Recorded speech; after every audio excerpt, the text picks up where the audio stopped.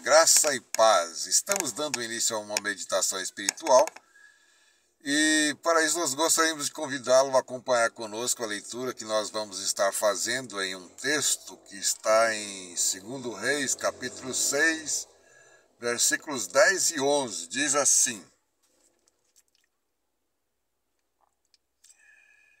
E o rei de Israel mandava um aviso para o lugar indicado pelo homem de Deus. Várias vezes ele advertiu o rei de que ficasse alerta naqueles lugares. Furioso com essa situação, o rei sírio reuniu seus oficiais e perguntou: Qual de vocês anda informando o rei de Israel sobre meus planos? Na semana passada nós meditamos sobre essa história.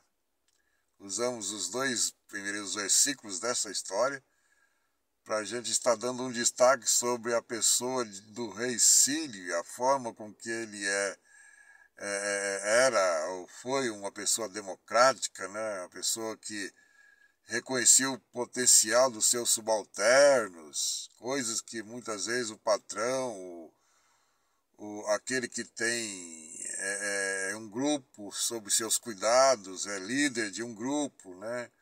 Ou de uma célula.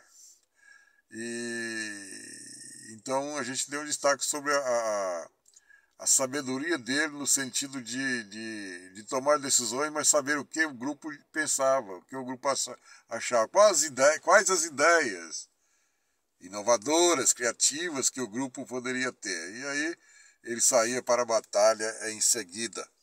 Mas aí nós então nos deparamos hoje com esses 2 versículos em que mostra que, mesmo tomando todas as precauções, mesmo embasado nas boas técnicas de guerra que ele sabia, que ele conhecia, que seus subalternos também conheciam, ele teve um embaraço. Ele teve um embaraço e tinha que ter, né? Um embaraço daquele, porque ele estava guerreando contra um grupo muito importante.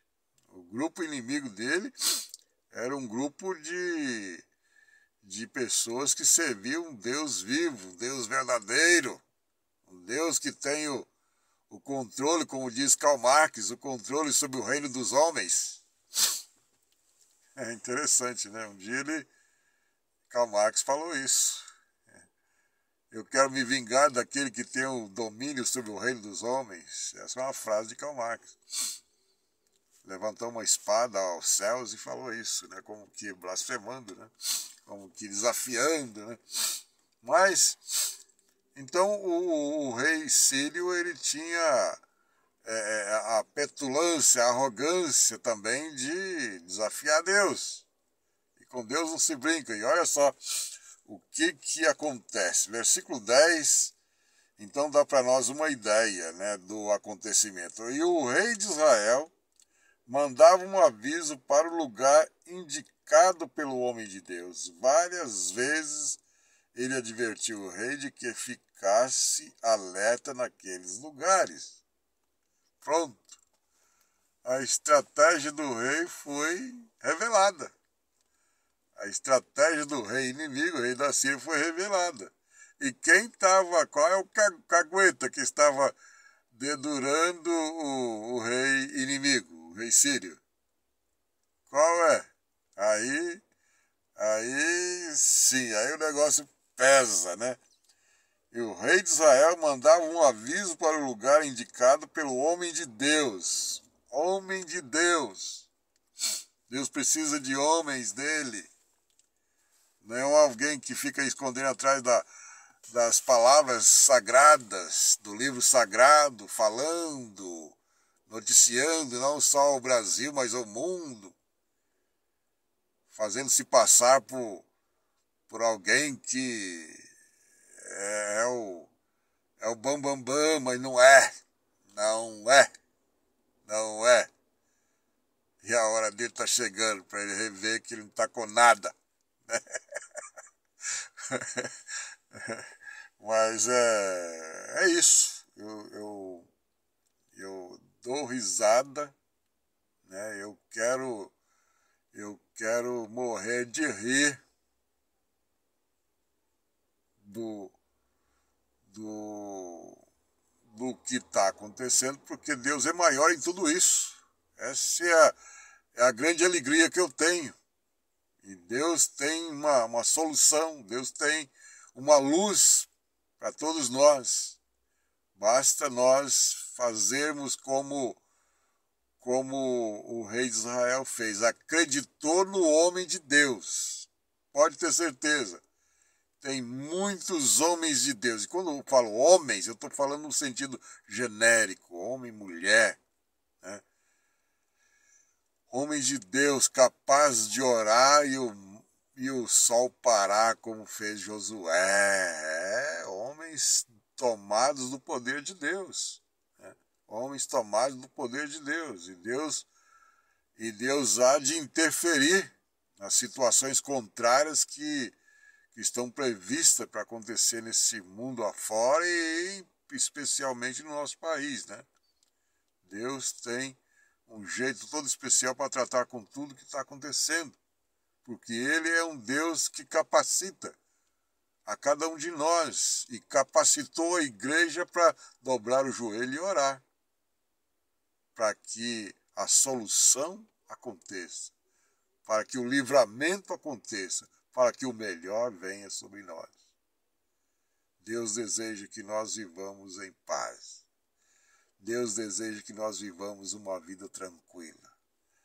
E para isto Ele constituiu as ferramentas necessárias para essa água abençoada chegar até nós. Isto é precioso líquido, isto é a bênção de Deus chegar sobre nós. E aí o versículo 11 diz assim: